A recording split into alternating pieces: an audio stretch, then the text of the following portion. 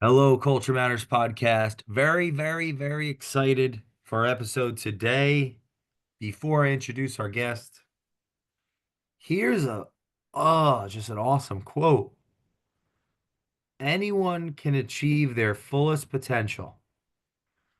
Who we are might be predetermined, but the path we follow is always of our own choosing. We should never allow our fears or the expectations of others to set the frontiers of our destiny. Your destiny can't be changed, but it can be challenged. Every man is born as many men and dies as a single one. Martin Heidegger.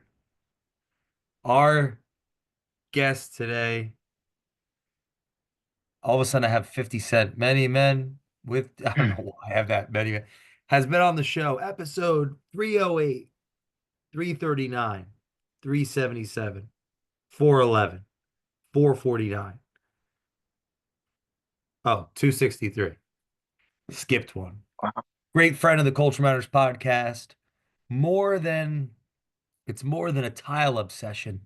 It's a pursuit of truth with a capital T is my speculation. Nathan Merrill's back. Thanks for coming back to the Culture Matters podcast, my friend. I'm excited to explore this quote among other things, and I challenge our audience to listen to all those other episodes, very different conversations. Thanks for coming back. I'm very excited. What was that? Six of them? This is number seven. Is that right? I think so. Number seven. We have Something like that. 7+ hours of Heideggerian sort, who Yeah. knows? Yeah. And we start this one with a quote from Martin Heidegger, which is fitting. Um, Very excited to be back on the podcast. I like that. There really has never been a theme to our ramblings. It's just been whatever philosophical path that we want to go down, which I like how you describe me as a pursuer of truth, an obsession with truth. Um, I've never thought of it that way, but I actually think that that's maybe accurate to to a to the detriment of maybe other areas of my life. I'm obsessed with some of these things so much that I think oftentimes a lot of people wonder what the heck is going on in this guy's head. Number one, and number two, um, how do you run a tile business on top of all of that? And it's an obsession. I don't know. And a very successful one, I might add, I'm reminded of the motorcycle, the art of motorcycle maintenance, which we Mhm. recently read in the Peterson Book Club. The quality. You ever come across that book? So yes, and then you put it on my radar again about a month and a half or 2 months ago, and I'll confess that I haven't dug back into it, but I have a list of books that sort of orient around the idea of Zen, and Oh, that's on the list. Zen and the Art of Archery is on the list. I've been on a real Zen kick recently, purposefully with this idea of trying to tie together these two. Man, I tell you what, I feel sometimes very schizophrenic because I have multiple personas. I'm a blue collar individual, and so a big part of what I'll put out through the social media channels will be of a certain flavor that is blue collar. And then I have these other channels where I put out really my thoughts unchecked, unbridled. And if you were to compare, the semantics of both, you'd or the language of both, you'd think this is not the same person. But I, everyone kind of have levels and layers as far as that goes. And I just have this urge, like I cannot not express ontological thought or philosophical thought. My brain just goes there nonstop. So to answer your question, long answer short, I have not read it, but it is on my short list to get to. what I recall from the book is it's about, I mean, there's degrees of depth there, but let's quality. Hmm. there's a philosophical quandary around life's meaning, the purpose of existence. He goes through all these different genres of schools of philosophical thought and is making an argument, I think, for quality, the value of Hmm. quality. And I Hmm. thought the reason I thought the art of motorcycle maintenance, there's an interesting connection, I think, and I'd like your thoughts on this, between that, yeah, that the protagonist in that book pursuing quality and how you run your business. Hmm. Like, isn't it for you? And I think there's value here for the listeners in a couple different contexts. But like you're emphasizing the process, you're emphasizing the outcome, you're emphasizing your relationship with the work that you're doing, correct? Yeah, it very much. I don't know how I would boil it all down what I'm trying to do, but in essence, what I'm trying to convey to people is that you are deeply connected to the work that you will do in your life. And the process of self-discovery, if we'd like to use that terminology, um, will primarily happen through your day-to-day activity. It's not necessarily going to happen through meditative states, although meditative states have brought me to extremely profound realizations, but only in combination with a relaxation of angst about my profession. So with the profession has to be you have to weave into what you do, um, your desire to know yourself and to know what is the human capacity, not only the human capacity, but how will the lessons of life unfold and reveal themselves to you in your individual scenario. In the West, we our society is so materialistic in many ways. People are convinced that to find themselves, they must find themselves outside of their immediate context. And I think the self is there immediately to be discovered for a person, no matter what the context is. And Hmm. once you walk through that door of discovery, it is irrelevant what you are doing. Truth is there infinitely to be discovered. It's an old, I don't know exactly where I heard it, but it's something I've lived by for quite a while. And that is anything that you need to know about anything, you can learn from anything. And it sounds silly, but it's very, very profound. I saw this video once of this lady who was talking about dealing with angst and dealing with troubled thoughts and a troubled mind and a troubled heart. And she said she's very, very profane. I've not asked you this before, but what on the podcast do people cuss? Do people say what they want, or how constrained is the language? When you ask, do people say what they want? That's a deep question. Uh, Uh, yes, it is. People do based not. on more of a surface level answer would be we are marked as explicit, believe it or not. Okay, okay. Which, yeah, Well, just so you know. anyways, she said she's from Australia and she's like 80 something and had this accent. She goes, if you're having problems, dearie, she's like, pick a sunflower and just fucking look at it. And for some reason, it struck me. And she just kept saying, you just have to look at it. And in a lot of Eastern wisdom, you see this repeated emphasis on observation and looking at something and focusing on something and bringing your attention to a very narrow edge. And that idea just stuck with me. And in my trade of tile work, there's ample opportunity for that because there's minute things you can look at if you want to focus on the details. It really that lesson will applies to anything that you're doing. But there's something about looking at it with the intensity of your focus, the very front edge of the thing that you're doing, and it brings you into an extremely present state. And in that present state, I've discovered things emerge. You have aha moments that just happen, and they're not necessarily the product of logic or are the articulation of thought. They're just emergent truths from a focused state. I Mm. guess would be the best way that I can put that.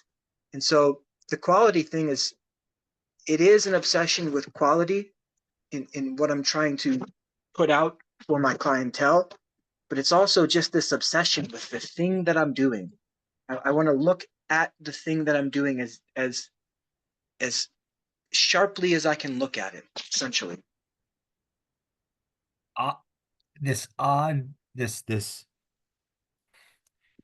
I wonder if there's some element of that for me within for me with this show. Like, are you a piece of tile?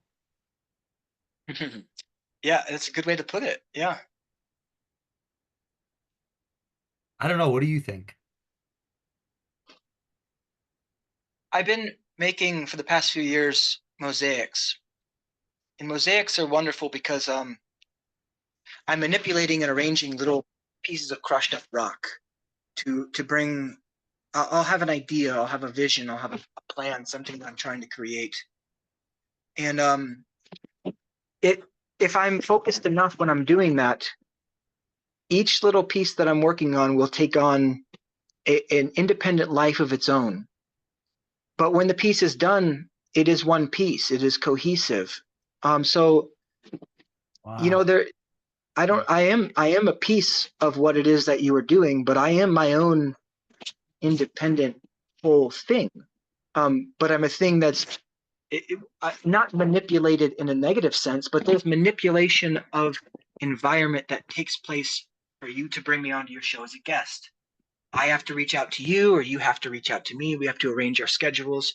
We have to prepare ourselves. So that's the manipulation of the material to put it in place and ultimately hope that with the right intent, we are placing the piece correctly, or we are placing, better said than correctly, I would say, is we are placing the piece beautifully, Hmm. or in a way that has meaning that that will resonate. And I think that really one of the positive feedbacks of art is you're not necessarily doing it for a crowd, but you do want resonance. You do want what you are doing to speak with people. Um, and and I don't really know how else to do that other than to intently manipulate the pieces and or perhaps it's even discover um, what the pieces ought to be in their context. Do you feel called to that work? Um, no, but I feel called to an introspective life. Um, I don't. It's difficult. I don't put a lot of metaphysical weight into the individualistic narrative of my life, but I put a lot of metaphysical weight upon that feeling of called, if that makes sense. Like, I think I could be doing anything, and I could believe the narrative that God or whoever the universe or the spirit has called me to do something, but I don't really know that the specific thing. How would you really verify that?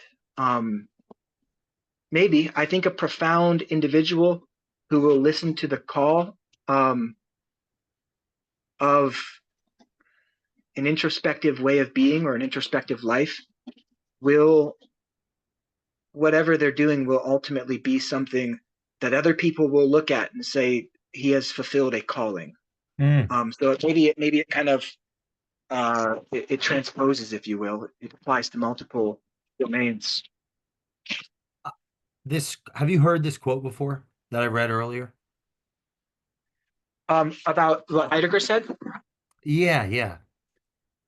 Have you ever if heard? I had, it would have been in reading Being in Time or one of his books. But I like I like Heidegger. It seems like his project is he plays with language, he manipulates language, and he works on linguistic frameworks to help people understand the way in which, at least as far as I understand Heidegger, he would be classified, I guess, as probably a postmodernist almost, maybe with guys like Michel Foucault, who I was just reading Foucault earlier, and thoughts he has on power dynamics and that sort of thing. It's all fascinating, but I think what those individuals are trying to do is they're trying to bring a person back to the the basis or the roots of what a being is Hmm. or what being itself is. Um, so I've not heard that quote, but I love the beauty of it because the summation of the quote is that a well intended life will converge from multiple personalities or potentialities of personalities. It will converge onto this specific ultimate thing. And it's funny how the ultimate thing there is crowned with death. Um, you will converge as an in, or it, all the factors of your life, if it's a life well lived, will converge on an individualistic being who then is blessed with the experience of shedding all Hmm. of that. It's isn't it strange how the whole thing crescendos into a profound experience of your own being, which will be nested within the interconnectedness of everything. It's not like an ego thing, um, but how that convergence will end from the human perspective. This human cycle, it will end in death. So death is a strange thing. I don't necessarily think of death as the human curse. I think of it as the final frontier for a human being, Hmm. almost, at least in one cycle, the instantiation. I want to read the quote again. Anyone can achieve their fullest potential. Who we are might be predetermined, but the path we follow is always of our choosing. We should never allow our fears or the expectations of others to set the frontiers of our destiny. Your destiny can't be changed, but it can be challenged. Every man is born as many men and dies as a single one. There seems, if in the absence of flushing it out a bit, at first glance, I think it could easily be seen as some contradictory or Mm-hmm. overlooked as some contradictory points being made. Do you pick up on that at all? Yes, because from a scientific perspective, um, if you were to adopt a scientific framework, right, and go down the materialistic or the atomized, say we were to have a simulated model of the world, a theory of everything, and this theory of everything accounted for all the material of the world. In that model, you would have the capacity to mathematically predict. So you could go backwards in time, and you could show every movement of a cosmos entirely if you had the energy to do that. And then moving forward, you could mathematically, with some precision, predict exactly what an individual human being's life will be. Um, if we think about the idea of God as being omniscient, there's a mathematical way to understand that, and that would be simply that he understands the quantum position of every bit of stuff that there is. And with that, he also has the energetic capacity to model the forward movement of all things. And so there's your determinism. There's your what he's laying out about your life being sort of predetermined in a way.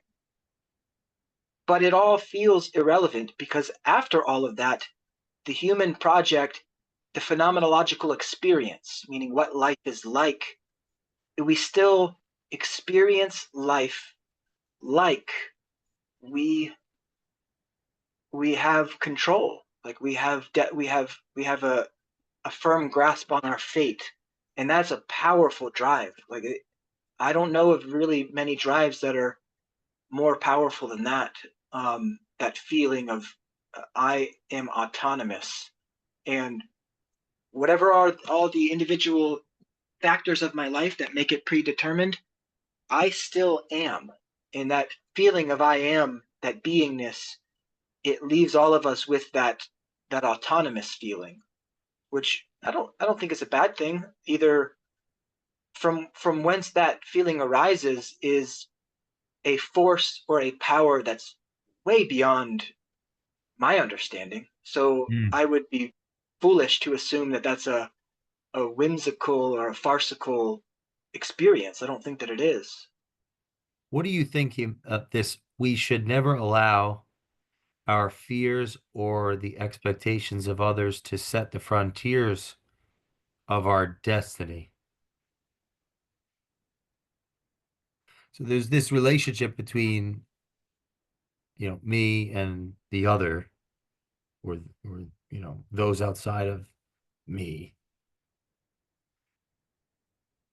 Is that a cultural claim? Our fears or expectations uh, of others to set the like. I think it's a level of analysis. Um, at a certain level of analysis, the other is a real experience. Culture at a certain level of analysis is a real experience. And so those forces will be experienced as antagonistic, or they will be experienced as not me. But it's the Martin Buber thing, it's the I and thou. Really, all of that is pointing to an interconnected substrate at a different level of analysis. But I think for practical purposes, for most people who maybe aren't going to go into the depths, all of that kind of contextualizing and layering all of that. Um, I don't know how, I don't know what, there are benefits to that kind of antagonistic viewpoint, but I would say there are also drawbacks to that type of antagonistic viewpoint because it assumes that there's a problem to begin with. And there are ways in which you can look at your being in the world that disallow for that initial problem. And then in that state, you would value everything. You would value the opinion of everyone as equal with your own. It doesn't mean that you would necessarily act upon it, but you wouldn't necessarily assume that it's a problem at the onset. Now, for the Western subject, we'll call it, because we really in the West we really do view the world through this subject object way of being. That's a very practical quote. I mean, most people can put their hands on that and resonate with it, and get behind it. It is empowering, individualistically. Hmm. Like we can actually do something to shape the potential of our destiny, or to navigate. There's this there's this inevitability to our being, yet we play a role in that potential, in that inevitability, based on how we're relating. Yeah, I mean, once again, I suppose it will depend on a Destiny broader can't be framework. changed. It can't be changed, but it can be challenged. Your destiny can't be changed, but it can be challenged. So ultimately there's an infinite what an infinite array of potentials that I can act out. I suppose it depends on how we want to look at it. I tend to view I struggle with conceptualizing the world as one non-linear happening, but there are people that conceptualize the world as a non-linear happening. And so if the world's a non-linear happening, then really there is no real free will. Because it's just a state. The whole thing is a state. Everything within that that complete state is only the manipulation of energy, which also contains a human being who has this mind that's able to conceptualize things. But that ability for a human being to conceptualize things in some frameworks is still within a solid state that the cosmos is in. That's one of those theories of everything. It's difficult for me to conceptualize it, but people talk about those things. There's also this idea that moving forward into the future, um, we are at the front edge. If you believe that the universe has a linear no, characteristic or trait to it, that time is not illusion, that there's some sort of forward momentum to beingness, and Heidegger talks about that momentum of existence, if you will. Then we're not really anywhere in a narrative. We're always at the front edge of what is happening. And Mm. so it's very difficult to not Hmm. conceptualize something emerging at the front edge of that is not exactly free will. Who are we to say that it is not an actual emergent property of the boom? Um, so I don't know. I think about the biblical narrative or idea of Armageddon. There seems to be a psychological thing within individuals. I think maybe it's connected with this Ernest Becker or Freud had a student named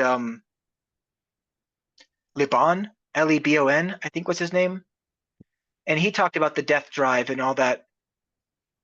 And Ernest Becker had his denial of death, and then in the Bible you've got this idea of Armageddon at the end of the age. I think that on an individual level, on the horizon is Armageddon always. And so then it over time it either, because life is that way, it's following a pattern that is actually so ultimately, or we weave it into all of our narrative over time because the individual experience is kind of Armageddon like. Um, with that being said, I said that to say it kind of ties into what Martin Heidegger is saying about an idea of what the path of your life is. So this is getting a little confusing. I'm being a little wordy on this, but really, I suppose it is on your level of analysis and how you want to conceptualize what's happening in the world. Mm. What about this? This is a quote above it. Just I just noticed it when I was looking at this again. Tell me how you read, and I'll tell you who you are. Martin Heidegger. I know you've read him much more than me. I have like a fantasy of reading Martin more. Um, maybe I'd have to do less podcasting, but what do you think he means? Tell me how you, because I have an opinion I'll share, but tell me how you read and I'll tell you who you are. Well, so in the East, they have this idea of an individual who's a guru. In the West, we have the idea of an individual who's a prophet. The guru in the East is often thought of as being clairvoyant. He's a person who can read your thoughts. Um, he can know what's going on inside of you, and it's viewed often, especially from Westerners. Westerners are stupefied by it because we have some sort of a magical or mystical infatuation with it.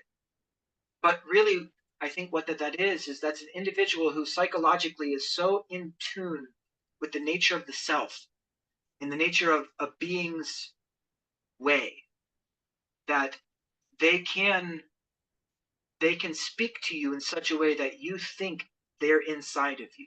They can read your mind. They know your thoughts. In the West, we conceptualize that as a prophet.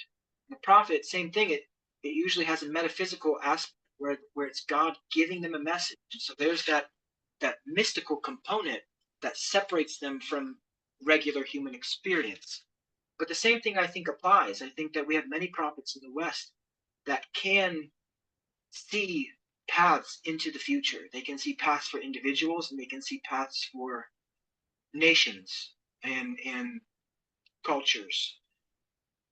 I don't It's mystical in the sense that most people will never go that far into the inverse reality, which is inside of what's I Wow. think of everything as like this. On the outside, the universe is going this way, but on the inverse, you have an inverse sensory experience, which is not necessarily the five senses and all of that, but it's this inverse reality where if you go into it, it's a Jungian idea.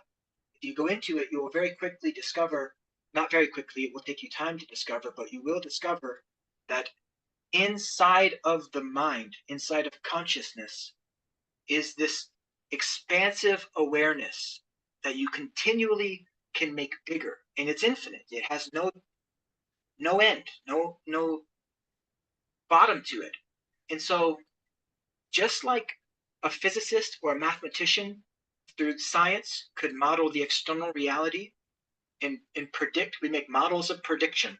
It's what technology is. It's models of algorithmic prediction to say what's going to happen. It's alchemy in the modern world. Well, the same thing takes place on the inside. If you go deep enough into the self, you after a while have sort of a scientific or mathematical intuition about other people. And so I think that I don't I didn't know Martin Heidegger, but to hear someone say that, what resonates with me is that I can tell you a lot about yourself through how you're reading something. Because the how part, that's the real kicker too, because there are those who read to learn, there are those who read to contradict, there are those who read because they're looking for emotional experience, but there are also those who read just to read. And the purest form of reading is just reading. People see, people use their eyes to see things, right? But what they often don't recognize is they're not letting their eyes do just what their eyes want to do or are made to do. They're using their eyes in tandem with the mind. So Hmm. the mind is always creating model. It's what the mind does. But the individual sensory perceptors, your percepts, they function autonomously on their own. The mind is always seeing its model, but the eye is always seeing the data. And the data, as far as I'm concerned, is far more powerful than what the individual mind can do. The individual mind can be worked over. It can be um, reshaped and all of the manipulated depending on what you're allowing the percepts to do with how purely you are Hmm. seeing the same information. Does And that in make some sense? sense, well, in some sense, doesn't the mind fixate on its presumptions Oh or yeah, see it's through its projection? So is it, in a sense, you're saying follow your attention. well. So the mind has its own goals, and well, let me rephrase this. The body completely. I think of the whole body as a mind in time and space. We think of the brain, right, just this hunk of flesh that is doing all of this stuff with the data. But that's the brain. The mind, though, I think is well. This I think goes really into the nature of awareness. I think that mind inhabits body, but it inhabits not just the brain. It inhabits all of us. They talk about the gut being a second brain because they Huh. find all these uh, neurochemical things happening in the gut. It's producing. I don't know what all the neurochemicals are, but you have neurons in there, and you have chemicals being produced all in the gut. So they call it the second brain. But if we use the same logic and apply it to the body entirely, it is a percept. The whole thing is a All percept. right, I It's want to all use an example, try to make sure I'm following you. Mhm. Like a practical one our audience can use. Let's say that I'm reading something that gives me a physiological negative response. That's a consequence of the brain's physiology, uh, the physiology of the brain responding to an idea or a set of ideas that evoke that physiological response, that negative physiological response. You're making an argument separation, the distinction between brain and mind is I'm reading from the I'm just going to keep it simple, try to simplify. I'm reading from the or I'm seeking information, knowledge to know. I'm exploring the universe through the mind. I'm able to withstand the physiological response, the negative response from my body, from my brain, from from me, right? Quote, quote, air quotes. That would stop me from reading something that I deeply disagreed with. Mhm. Like,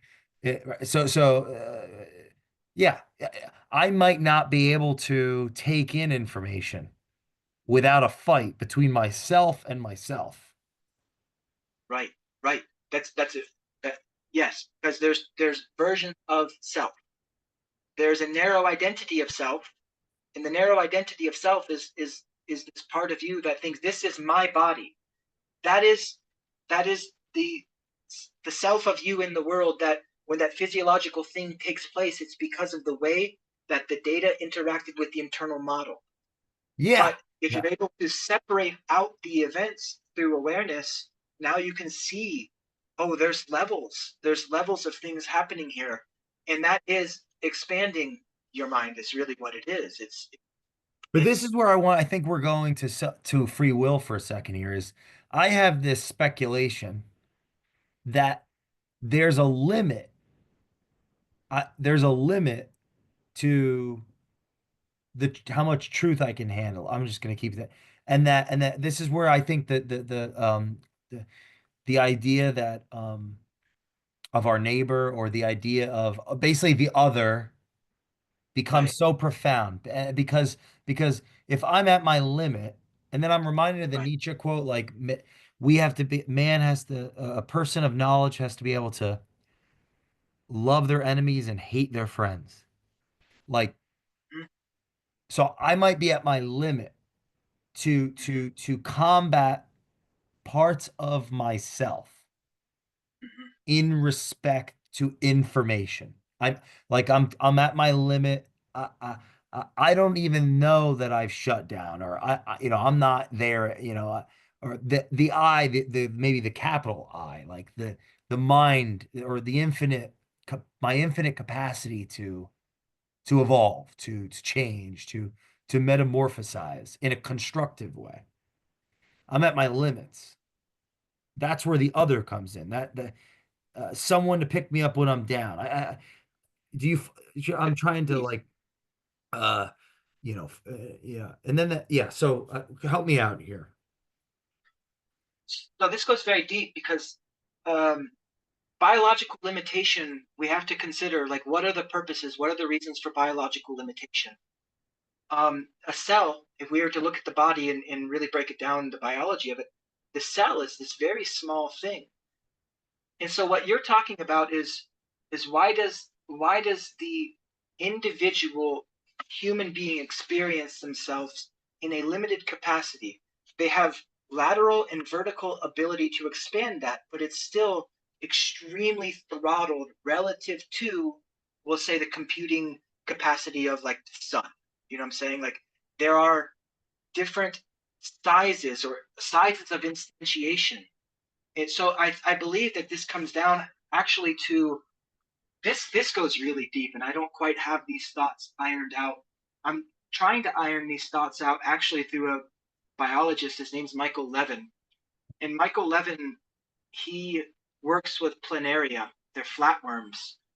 You cut them up into pieces and they remake themselves, and they're immortal. They never Oh, die, ever. It's really? fascinating. Yes, it's so fascinating. And he has these notions of decentralized intelligence that is predicated upon bartering. It was predicated upon trade. It's a cell being able to give to its neighboring cell what it needs. And so these cells, what he lays out that's so mind blowing is that many of the cells in the body could be anything. The body can take a cell from different places and make it into all sorts of like he's exploring these regenerative things about how we could possibly regenerate limbs and all this stuff through a level of intelligence that is not within the DNA, it's within decentralized intelligence that is contingent upon a give and take. Huh. So you say, what does this have to do with the limitation of the human mind and what we were just talking about? For some reason, I think that as awareness, perhaps, I don't know, it looks like the evidence is we that awareness has emerged through us. I think it's such a that that idea actually Is really that bothers Hegel? me. I don't Is that know. like I'm not sure. Hegelian? I don't know. Uh, I, it's a lot of things. What it really smacks me as is ignorant though, because there's so much we don't know. But our experience is still we have no one else to talk to about awareness. It's just us, and so the experience can be the evidence of the experience is well, awareness is here. We don't know if we're all that is aware, but it is here. And so if we look at how it emerges, like why didn't a planet itself become aware in the way that we did? Now the argument is awareness takes an infinite number of forms, and I do believe that there's innate intelligence in everything. Otherwise, it would have no form, it would have no shape. But there's something about our human awareness and intelligence that seems to be like a meta awareness. It's like an awareness within an awareness. We are a spotlight upon mind. It's very strange. And so why then does not why does the capacity of that spotlight upon mind not just scale to higher levels of intelligence? It keeps itself almost decentralized. And I think the idea is there's another idea I've been toying with by a guy named Sheldon Mandrake, and it's called morphic resonance. Morphic resonance is it's just this stuff is mind blowing. Anyways, the idea with morphic resonance is that um, I don't have quite a grasp on the whole idea, but essentially it's through electromagnetic forces, maybe probably also something to do with the weak force and the strong force and gravity. I don't quite know the physics of it, but it's biology emerging according to patterns.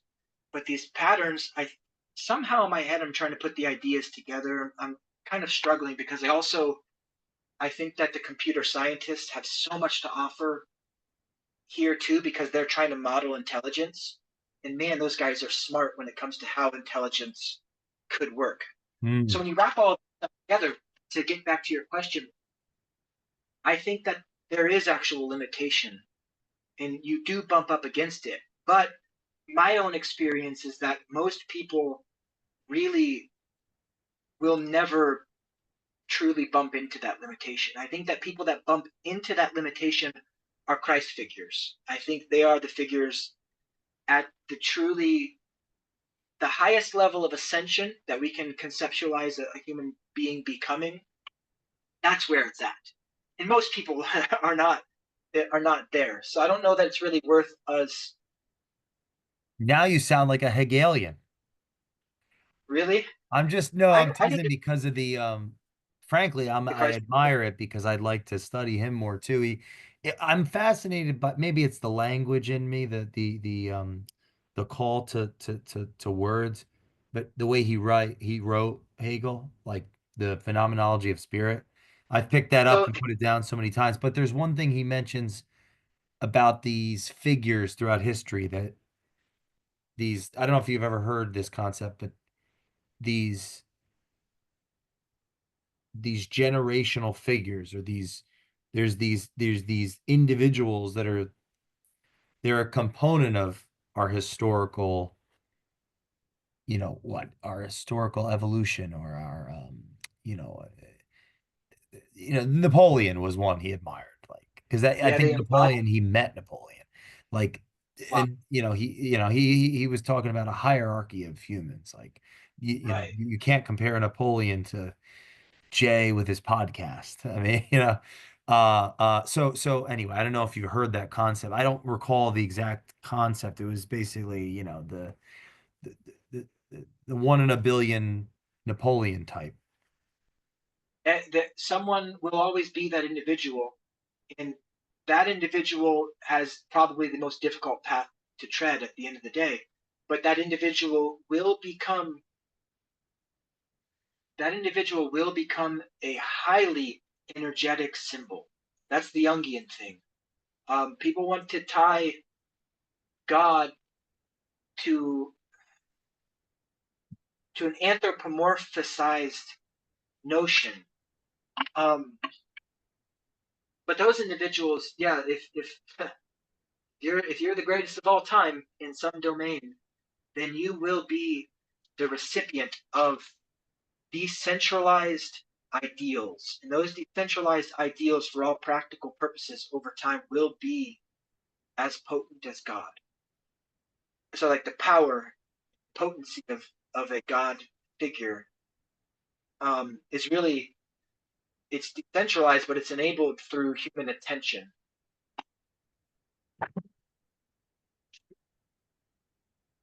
Yeah, according to Hegel's philosophy, the hero is the unconscious embodiment and manifestation of the spirit of historical progress. The hero Mhm. is, in essence, the man whom fate has chosen to usher in the new age. In his lectures on philosophy of history, the primordial hero is the purest manifestation of this reality. Think of famous heroes throughout cinema like Luke Skywalker or Conan the Barbarian. These are individuals who become the hero and have been selected by the invisible hand, to borrow from Adam Smith, by the spirit of history to bring about the necessary change to usher in a new era of living. For Hegel, Napoleon was the final manifestation of a long line of heroes who had ushered in a new ages of living. It's fascinating. I think that's a magnetic pull into domains of ideals that is a necessary manifestation. Think of it like this: all records exist to be broken in time, right? There's no record that in time cannot be broken. There's no thing that in time cannot be transcended. It's this black swan idea. The next thing will not be predicted, the next thing will not be believed in, the next thing cannot be conceptualized because certain paradigms have to be broken first. And so yes, these are paradigm breaking individuals, and they become symbols for societies, energetic symbols for societies. I had a thread the other day that actually was talking on this very topic, and it just ended with, think of the symbol, this word, and it was God. Um, Oh, oh, I recall that. Yeah. yeah, I mean that's a word that is just, it is a word soaked in the blood, sweat, and tears, the hopes and fears of everyone. It's a potent symbol. And who's to say what God really is at the end of the day? That's like I said, that's very Jungian. Carl Jung really went into those notions. Um, but was I understanding correctly what you were talking about, bumping into the limitation of your own individualistic capacity? Yeah, I was, yeah, well, I think he took it in an interesting turn. Not the, we don't, what are the limits to what, are there definable limits to my own capacity to overcome myself in relation to contradictory information?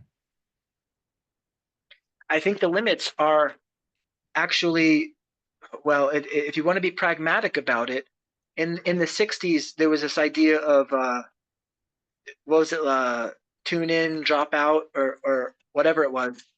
I think the limitation becomes what your value system is.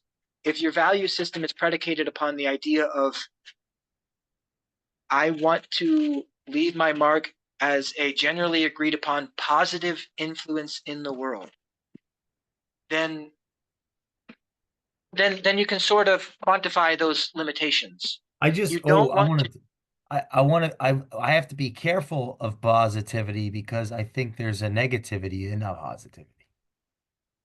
Yeah, absolutely there is. I'm just using real generic language Sorry. about Yeah, like yeah, what do I want. of course, of You know what I course. mean? Yeah, go ahead. Sorry. Just generically speaking, I mean That the interconnectedness of that relationship I appreciate fully. But it's like this: I don't want to transcend myself to the point that I am no help of any self. Um, the only experience, the only human experience, is the experience of I. We conceptualize everything as I and you, but nobody conceptualizes life as a you. People only conceptualize life from the first person perspective. That's it. The well, only isn't it on a gradient? Could it be on a gradient? Like I'm less of my eye has a relationship with how I relate to you. Like if we're in a so oppressive relationship, right. I'm not following Heidegger's. Yes, but you are still I to yourself, and I am still I to myself. The only lived experience for all of us is not you. We can only conceptualize you, but the only lived human experience is I. And so when it comes to that limitation of transcending the self and all of that, I would say that you want to explore that capacity and that ability to transcend the self to the degree that you obliterate the thing that the universe has manifested you as. And you have been brought into this existence biologically as a cell, as a unit of being. You reproduce, you carry life forward. There's all of this very complex stuff that's going on with you. And it's also heavily interdependent and connected with the other. That's where the concept of the other comes from, but it's just the experience of I had a very profound experience a couple of years ago. I was looking at a tree. This is going to make me sound like a real hippie, but I'm looking at this tree, and this will happen to me every once in a while. And I think this people maybe would like to live perpetually in this state, but that's being blissed out. And if you're that blissed out, then I think ultimately you're probably going to cause more pain in the world than you are um, whatever the ideal, if you want to believe in an opposite ideal.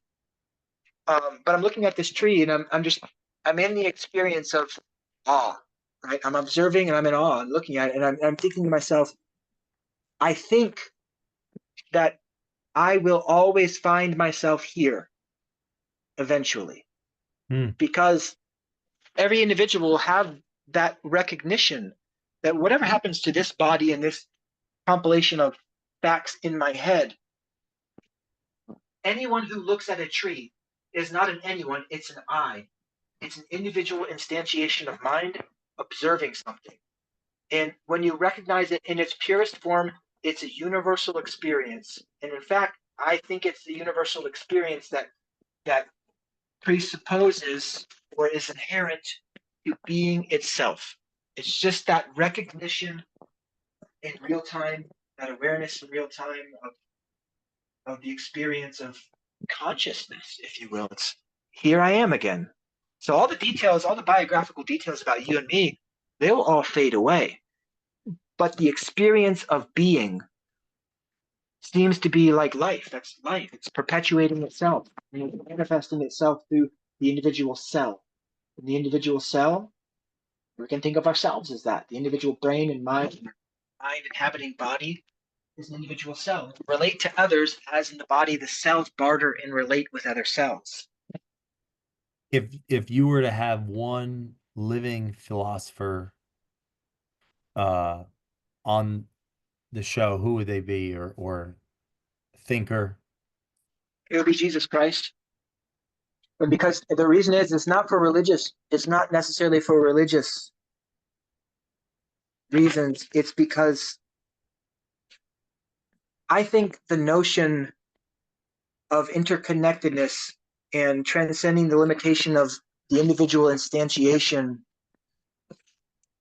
can only be recognized through a full and complete theory or model or simulation of reality. And that type of power and understanding is unequivocally omniscience. It's omnipotence and it's omniscience. And so, if what the historical record about Christ and his life, if those facts are true, and I'm a Westerner, so those facts are more prevalent to me than say somewhere in the East might choose they might choose the Buddha or something like that.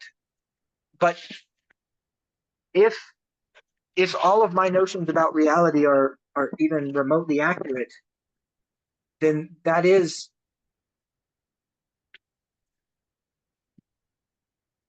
I don't know what it is, but it's proof of an ideal realm of sorts that's deeply interconnected with the physical realm.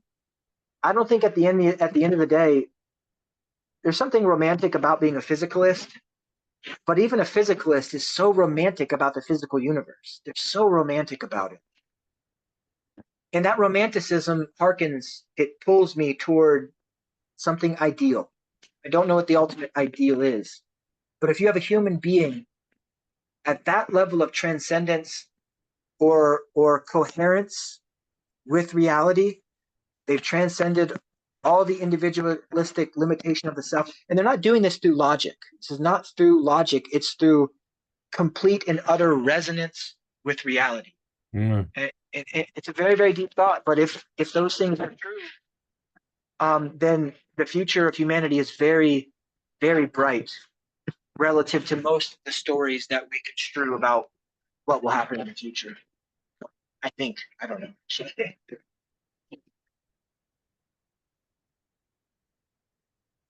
If you're listening to this episode, don't do drugs, kids. I can assure you all listening to this, we are sober. It's been a long day. It's a great conversation as always. I get energy from conversations like this. Like I'm gonna be up all night reading.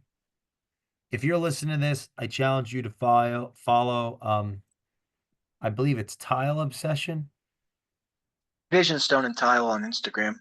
Why wait, Tile Obsession, is that's your email. That's my, yeah, yeah, yeah. My bad. Vision Stone and Tile on Instagram.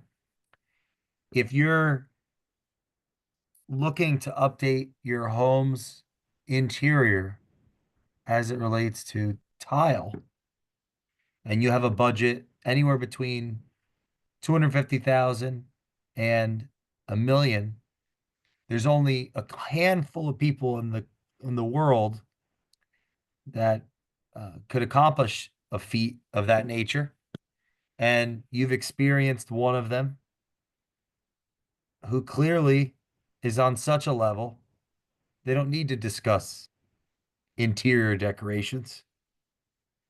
And that would be our guest today, Nathan Merrill.